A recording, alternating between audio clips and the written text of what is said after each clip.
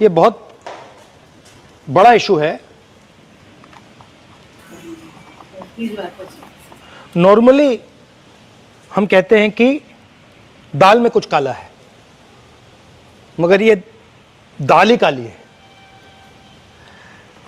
Brothers and sisters, this is a matter of sequencing.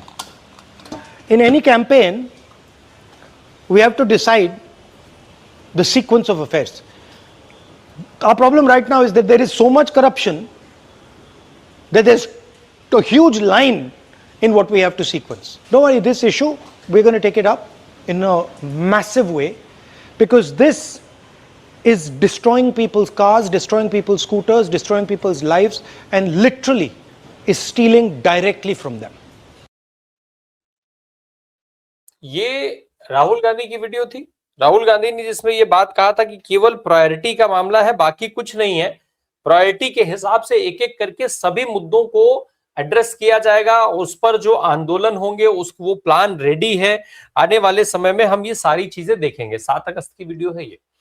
अब ये जब बात राहुल गांधी ने कह दी तो बात बड़ी हो गई, फिर उसके बाद बहुत कुछ कहा भी गया, लेकिन सरकार को ये तो समझ में आ गया कि जैसे ही नीट पेपर लीक का मामला सलट जाएगा, खत्म हो जाएगा, छात्रों के मामले को अगर लगेगा विपक्ष को कि एक सही रास्ता दे दिया गया है, सही दिशा दे दी गई है, तो उसके बाद E20 पर एक बड़ा आंदोलन खड़ा होने की संभावना उनको साफ तौर पे दिखने लग गई। और चूंकि सीधे आम आदमी से जुड़ा हुआ मुद्दा था, इसमें आजपा भाजपा सभी लोग शामिल हो रहे थे, सब लोग E20 का विरोध कर रहे थे, तो ऐसे में सरकार को एक चीज समझ में आ गई कि ये मामला पूरी तरीके से हमारे ऊपर हावी हो जाएगा और फिर हम अपने आप को झुकते हुए हमें दिखाना पड़ेगा। धर्मेंद्र प्रधान को इसका इस्तीफा लेना, सरकार झुकी, उसको दिखाना पड़ा ये कहने के बाद, और इस बात से फर्क बहुत पड़ा है सरकार के ऊपर। तब एक नई तरीके की प्लानिंग शुरू हुई। इस समय लगातार पिछले 1-2 दिन से मंत्रिमंडल में फेरबदल को खूब प्रमोट किया जा रहा है, खूब उस पर बात करवाई जा रही है, सोशल मीडिया पर इस तरीके के सवाल उठाए जा रहे हैं इत्यादि। अब नितिन गडकरी साहब का अगला नंबर है, ये बात राहुल गांधी ने फिक्स कर दिया था, लेकिन अब सरकार बदलाव की बात करके, बदलाव दिखा करके 4 और नए मंत्रियों को, नितिन गडकरी साहब के साथ 4 और मंत्रियों को निपटाने की तैयारी कर रही है। जिस तरीके की चर्चा चल रही है, जिसमें राजनाथ सिंह साहब का नाम है, क्योंकि ऑपरेशन सिंदूर के दौरान और उसके बाद जो झूठ इस देश के सामने परोसा गया, उसमें राजनाथ सिंह साहब का भी रोल सामने आया, जिसको लेकर के खूब नाराजगी व्यक्त की गई इस देश में, क्योंकि मामला सेना के जवानों से साफ तौर पे जुड़ा था। निर्मला सीतारमण जी की भी चर्चा है, क्योंकि निर्मला सीतारमण जी ने जिस तरीके से चीनी की मिठास को भी कड़वाहट में बदल दिया है, आज वो सारी चीजें भारी पड़ती हुई दिख रही है। उसके बावजूद भी बड़ी साफ गोई के साथ निर्मला जी कह देते हैं कि देखिए मैं तो प्याज लहसुन खाती नहीं हूं, इसलिए मुझे कोई दिक्कत नहीं है। अब पता नहीं अब किस दिन वो सामने आए, कह देंगे देखिए मैं तो चीनी खाती नहीं हूं, इसलिए मुझे कोई दिक्कत नहीं है, चीनी चाहे 70 रुपए हो जाए या 700 रुपए किलो हो जाए। अच्छा मनोरमा जी, जो जिस तरीके की जो बात हम कह रहे भाई, चिट्ठी लिखने का इंतजार कर रहे थे क्या, जो अभी सुनील भाई बता रहे थे कि जब चिट्ठी लिख दी राहुल गांधी ने तो जाकर के उनसे मुलाकात करने लगे, क्या चिट्ठी लिखने का इंतजार कर रहे थे? और दूसरा जो मनोज जरांगे का उन्होंने जिक्र किया, मनोज जरांगे पाटिल जिस स्थिति को समझ रहे हैं वही स्थिति तो पूरे देश में हो रही है। अभी सीजेपी ने ऐलान किया कि भाई वादा खिलाफी जिस तरीके से सरकार ने किया, वो धोखे की बात कह रहे हैं कि भाई जेनजी के साथ, यूथ के साथ सरकार ने धोखा किया। जो भी शर्तें तय की गई उसमें से किसी को भी आज मानने से इनकार कर दिया गया है, और शायद इसीलिए 5 सितंबर से फिर से वो प्रोटेस्ट की शुरुआत करने जा रहे हैं। आज अभी आपने झारखंड का जिक्र आपने कर दिया है, लेकिन उसके अलावा जो तमाम राज्यों में स्थितियां हो रही हैं, बच्चों को कुछ कह के सड़क से उठा दिया जाता है और उसके बाद तमाम तरीके के सर्कुलर जारी कर दिए जाते हैं कि प्रेस के लोग वहां नहीं जा पाएंगे, वीडियोस नहीं बना पाएंगे, रिपोर्टिंग नहीं कर पाएंगे, जांच करो कि ये बच्चे कैसे सड़क पर आ गए थे, जांच करो कि कौन कौन से बच्चे थे, इनके साथ क्या कार्रवाई की जा सकती है। तो सरकार चारों तरफ से तो इसी में लगी है, हर मामले में वो वादा खिलाफी करती है। किसानों के मामले में हम देख ही रहे, 750 किसानों की शहादत थी, आज तक उस मामले में कुछ हुआ है क्या? सरकार तो लगातार यही करती आ रही है। ऐसे में जो आंदोलन हो रहे हैं, जो लोग आंदोलन को आगे बढ़ा रहे हैं, क्या उनके लिए भी ये बड़ी चुनौती है कि सरकार की बातचीत को वो समझें, मजबूती के साथ समझे, सरकार से जो आश्वासन ले, जो समझौते करे वो लिखित में ले और सार्वजनिक मंचों पे ले, ताकि देश देखे कि क्या बात हो रही है और सरकार क्या कर रही है। मनोरमा जी। जी बिल्कुल।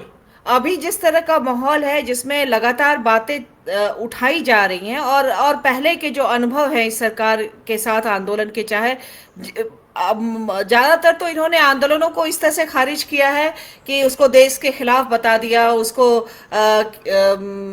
विदेशी फंडिंग का वो कर दिया, चाहे किसान आंदोलन को जिस तरह से इन्होंने कहा, जैसे सीए एनआरसी पे जो आंदोलन हुआ नागरिकता वाला, उसको लेकर के हुआ। तो ये पीछे के अनुभव भी हैं, अब जो आंदोलन कर रहे हैं उनके पास ये पीछे के अनुभव है।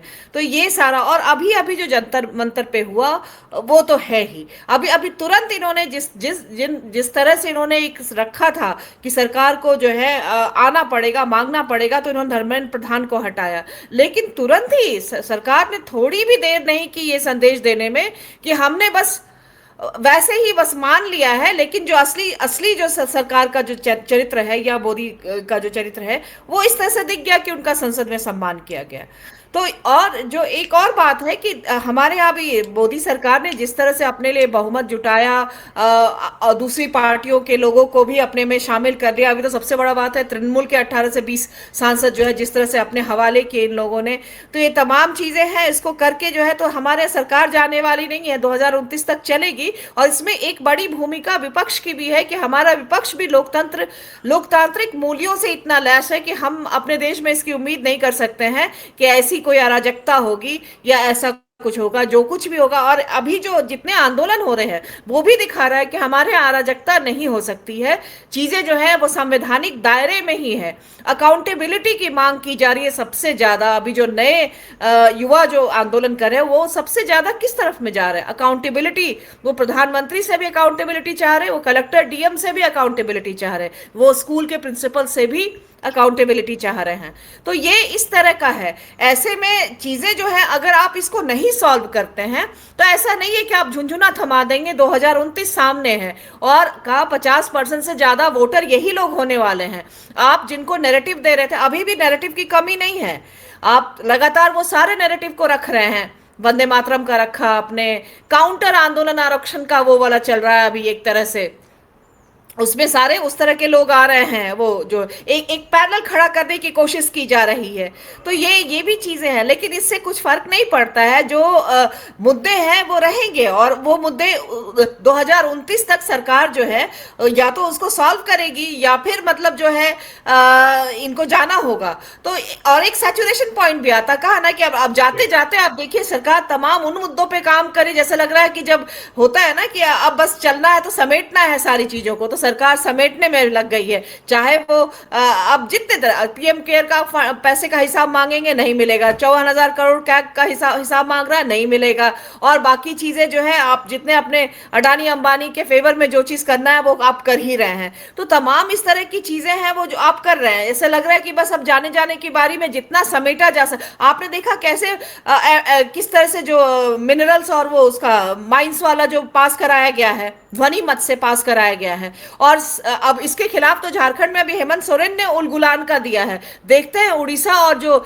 छत्तीसगढ़ है वो दोनों राज्य के आदिवासी कैसे इसको लेते हैं, क्या वो भाजपा के साथ होंगे इस मामले पे, जबकि सरकार की एक फेडरल जो संघीय संरचना है इस देश का उसको आपने तोड़ दिया है इस कानून के मार्फत में। तो ये कानून इतनी छोटी बड़ी बात नहीं है। अभी आने वाले दिनों में झारखंड पे नजर रखिए कि इस कानून को लेकर के सीधे सीधे झारखंड को विकलांग करने की कोशिश कर रहे हैं लोग। 14,000 करोड़ का तो सीधे नुकसान कर रहे हैं और कोई क्लेम नहीं। 1,95,000 का जो क्लेम झारखंड का रहा है खनिजों पे राजस्व का उसका जो उनका बनता रॉयल्टी का, उसको सीधे अब अवैध करार दे रहे हैं लोग। तो ये बहुत बड़ी बात है। तो आप देखिए ना कैसे कैसे इन लोगों ने किस स्टेप में काम किया है। तो ये सारी चीजें जहां जहां जिनको ये प्रभावित कर रहा है वहां वहां इसके खिलाफ तो आवाजें उठेंगी।